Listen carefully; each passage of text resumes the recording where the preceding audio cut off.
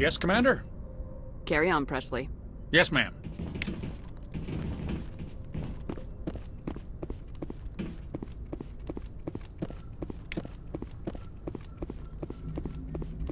I prefer gold to silver, you know, for my medal. I figured you'd recommend me for one since I, pulled your boots out of the fire. If we present you with a medal, you'll end up sitting on stage listening to politicians make speeches for a couple of hours. That's a good point. They'd probably make me shave, too. I spent the last 7 weeks working on this baby. No medal's worth that. So, Commander, why don't you tell me why you're really here? I have to go. Alright, see ya.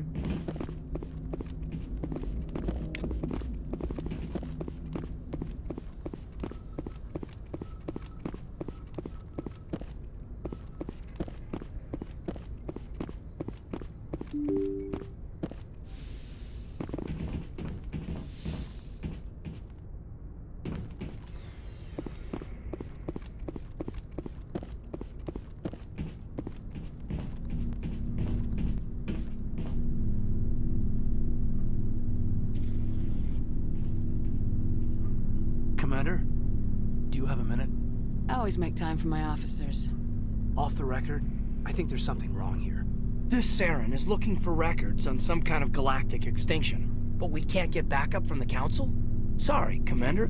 There's writing on the wall here, but someone isn't reading it. The Council doesn't want to believe anything's wrong. I'd call it human nature, but... I hear you. It just seems like a group that's been around as long as the Council should see this coming. I mean, it's funny, we finally get out here, and the final frontier was already settled. And the residents don't even seem impressed by the view. Or the dangers. I'm sure your letters home are very poignant. Just keep this kind of sentimentality out of the CIC. Yes, ma'am. Sorry to have wasted your time. I'm right about the mission, though. I know it.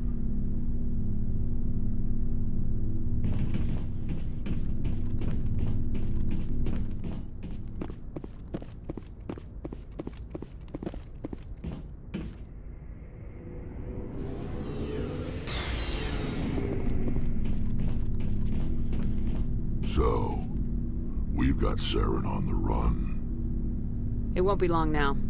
Saren's good, but I'm better. Good.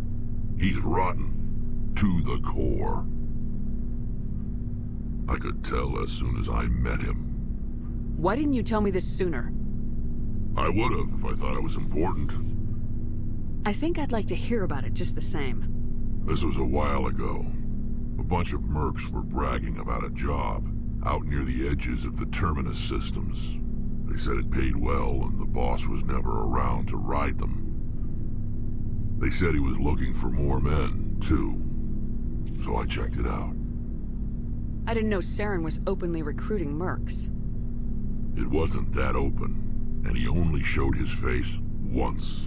We'd been raiding ships in the area for months when we took out this massive cargo freighter. Our biggest haul yet.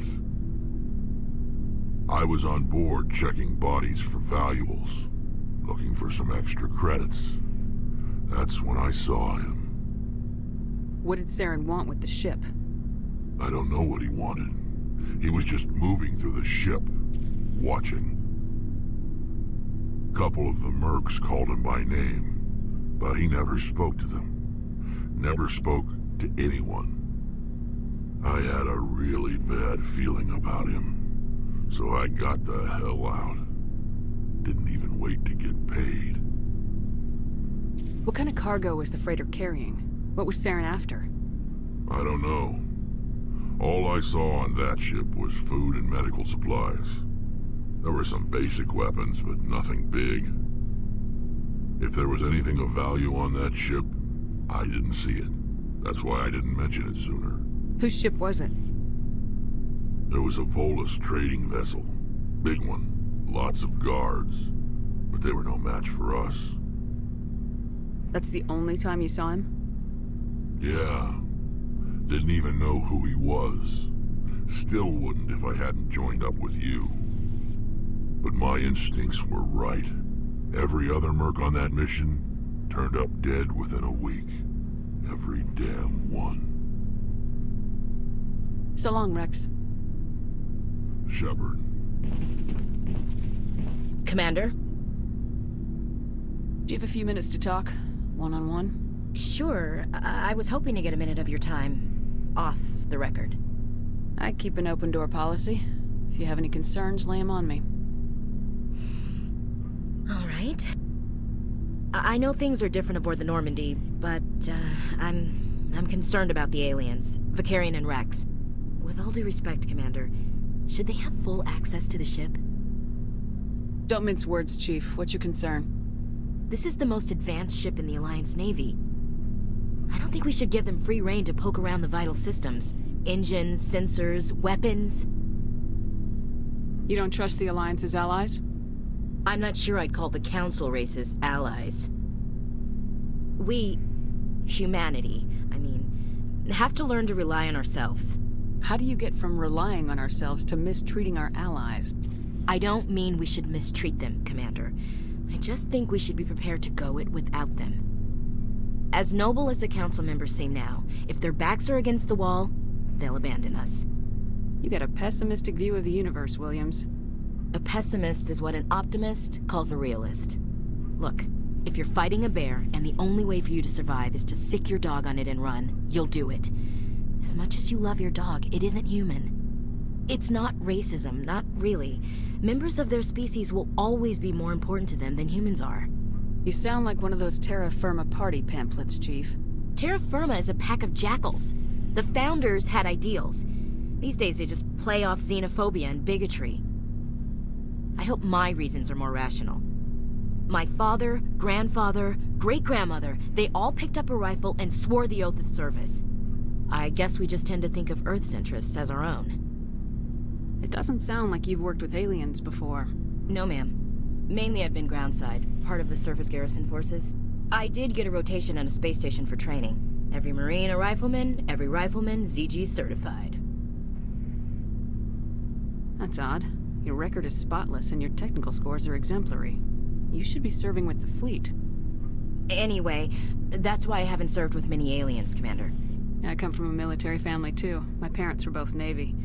Anybody in your family we might know? Couldn't say, Commander.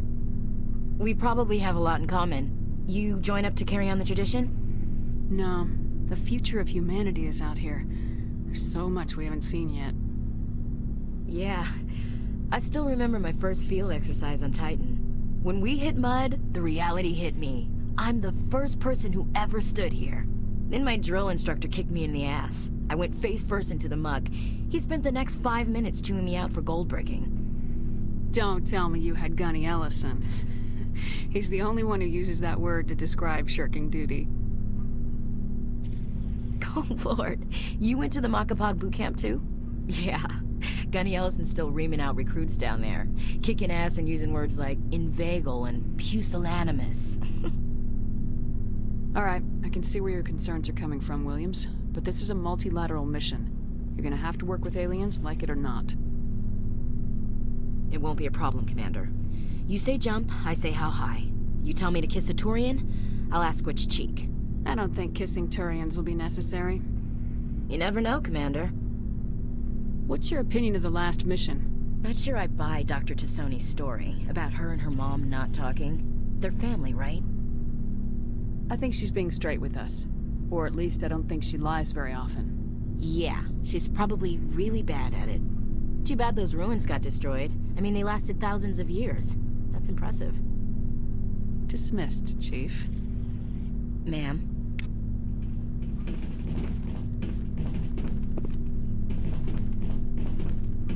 Commander, how are you?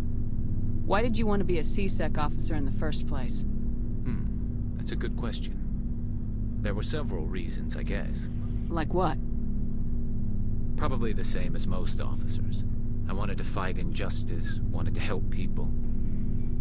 I guess my father had something to do with it too. He was C-Sec, one of the best.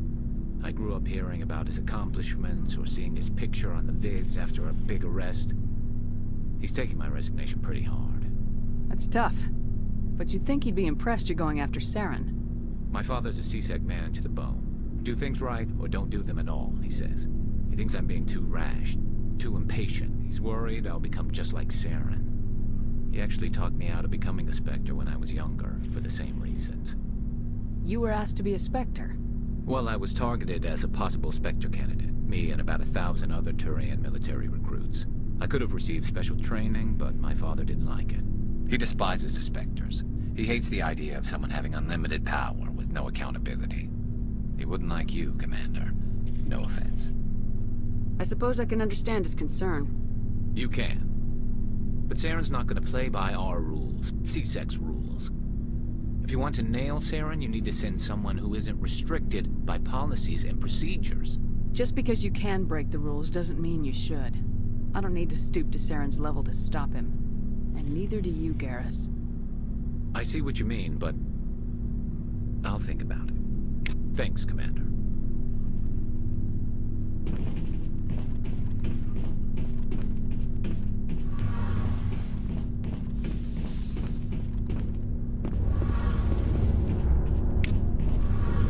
Oh, hello, Shepard.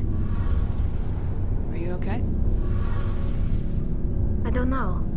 Your ship is amazing, and your crew's been really great to me, especially your chief engineer. But I just sort of feel out of place. The Normandy runs so smooth it feels like we're not even moving, and the engines are so quiet. How do you sleep at night? The silence wakes you up?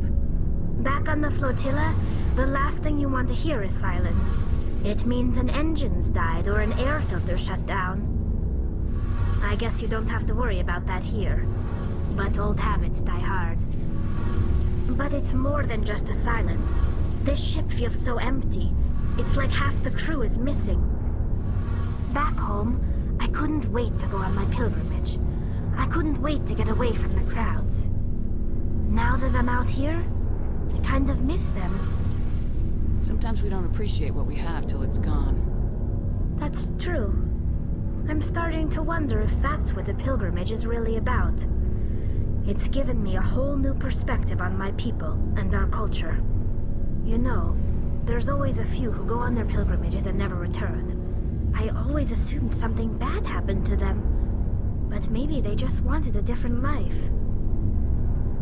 You do plan to return to the migrant fleet, right? I could never abandon my people, Shepard. I will go back eventually. But we have to stop Saren first. Otherwise, I might not have a home to go back to. I should go. See you later.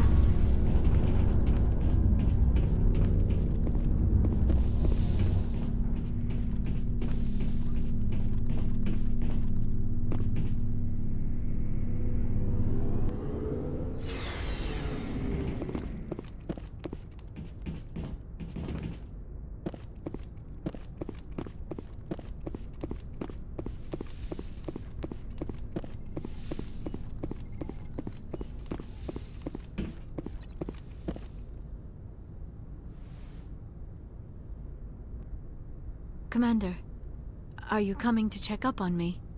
You look much better. How are you feeling? Dr. Chakwas assures me I am going to be fine. I was impressed with her knowledge of Asari physiology. You're in good hands. Dr. Chakwas knows what she's doing. I never properly thanked you for saving me from the Geth, Commander. If you hadn't shown up, I'm just glad we got there in time. So am I. I know you took a chance bringing me aboard this ship. I have seen the way your crew looks at me. They do not trust me. But I am not like Benezia. I will do whatever I can to help you stop Saren. I promise. Don't worry, Liara. I trust you. I know you won't let me down. It means a lot to hear you say that, Commander. Thank you. Do you know why Benezia joined up with Saren? I don't understand it. She was always outspoken about the need for the Asari to become more involved in shaping galactic events. Maybe she thought allying herself with Saren would somehow be for the greater good in the long run. At least I hope so. This hurts you, doesn't it? None of this makes any sense to me. I have not spoken to Benezia in many years, but I know her, and this was not like her. Something changed. I'd like to know more about the Asari. We were the first species to discover the Citadel. We were instrumental in forming the Council, and we always strive to be the voice of peaceful cooperation in galactic disputes. My people believe we are all part of a single galactic community. Each species contributes something to the greater whole. Although we seek to understand other species, It seems few of them seek to understand us. The galaxy is filled with rumors and misinformation about my people. Like what? Most of the inaccuracies are centered around our mating rituals. My species is monogendered. Male and female have no real meaning for us. We still require a partner to reproduce. This second parent, however, may be of any species and any gender. I don't understand. Your species can mate with anyone? Mating is not quite the proper term, not as you understand it. Physical contact may or may not be involved, but it is not an essential element of the union. The true connection is mental. Our physiology allows us to meld with other beings. We can touch the very depths of their minds. We explore the genetic memory of their species. We share the most basic elements of their individual and racial identities. We then pass these traits on to our daughters. It is how we learn to grow as a species and how we develop a greater understanding of other races. What happens to your partner after the union? Every relationship is different. Some unions are a single encounter with both parents parting ways afterwards. Others can be more long-term. Sometimes an Asari and her partner will stay together for many decades. Do you know who Matriarch Benezia chose as her partner? She rarely spoke of her partner. Though I know my father, if you want to use that term, was another Asari. I thought you always needed another species to serve as one of the parents. Think about it, Shepard. If we were not able to mate with our own species, we would have died out long before we ever mastered spaceflight and left our homeworld. Union with our own kind is no longer common, not for the purposes of reproduction. Most Asari believe it weakens our species. Asari daughters inherit racial traits from the father species. If both parents are Asari, then nothing has been gained, or so conventional wisdom would hold. I am what is sometimes called a pureblood. Though no Asari would ever be cruel enough to say the word to my face, it is a great insult among my people. It is possible Benezia's partner was embarrassed by their union. She may have been too ashamed to publicly acknowledge me as her offspring. Maybe she wanted to meet you but couldn't. Something could have happened to her. Maybe she passed away. You might be right. I hope you are. But I have no way to know for sure. Benezia never spoke of her partner. Whatever happened, it caused her too much pain to dwell on it. She raised me by herself, though that is not uncommon. Many Asari raise their children alone, particularly if the father species is short-lived. Often the partner will pass on long before the child reaches maturity. You Asari live for 1,000 years. What happens when your partner dies? Few sapient species live as long as my kind. We have learned to take a philosophical approach to our unions. We do not focus on the inevitable loss of our partners. Instead, we enjoy the time we spend with them. And even after they're gone, a part of them lives on in us. The union is a connection that transcends both time and space. I should go. Goodbye, Commander.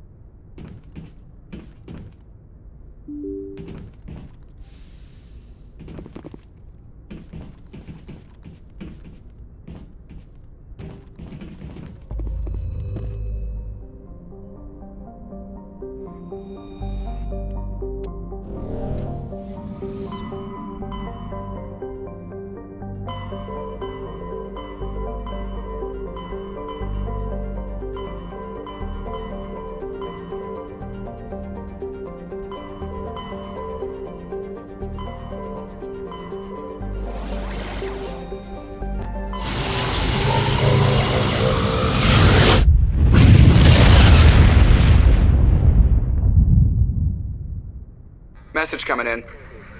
Patching it through. Commander Shepard, my name is Nasana Dantius. I have a job for you. I can't say any more in an unsecured communication. If you're interested in hearing my offer, meet me on the Citadel so we can talk in person. I'll be waiting in the Diplomat's Lounge on the Presidium.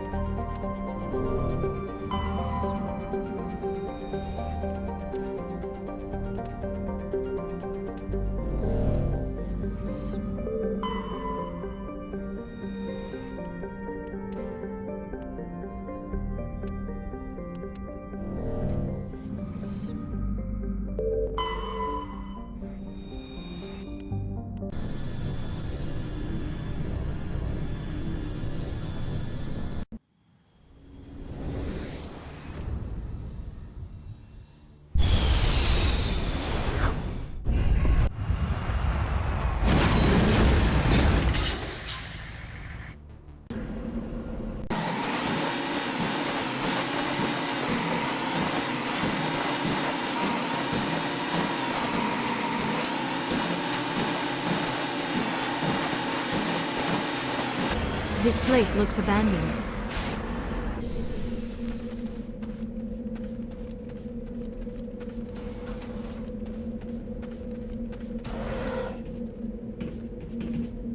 According to these data logs, the survey team unearthed some kind of alien technology. Perhaps we will find more answers at the excavation site.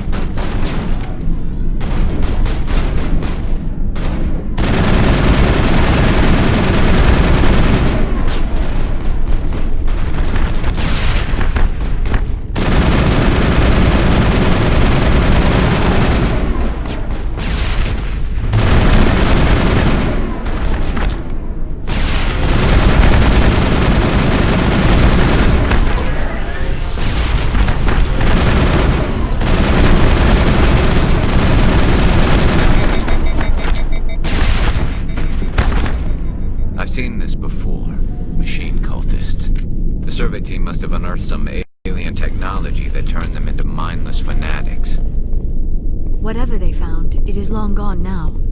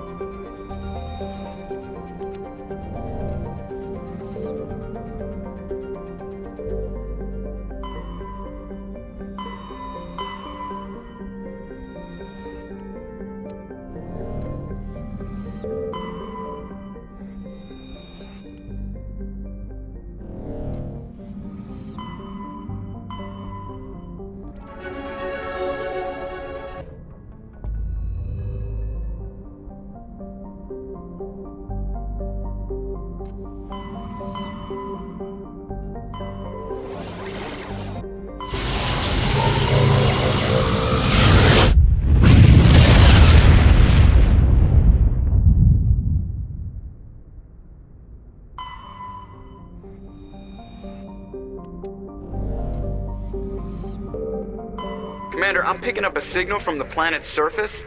It looks like an automated distress beacon.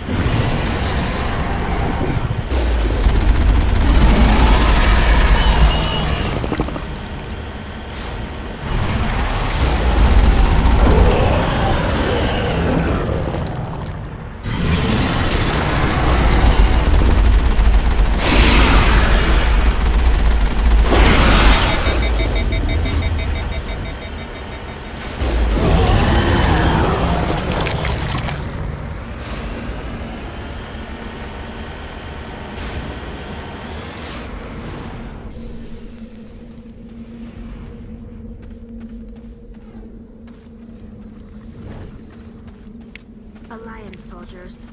Looks like they were lured here by the distress beacon. Looks like these men were under Admiral Hope's command. Want to know what happened here?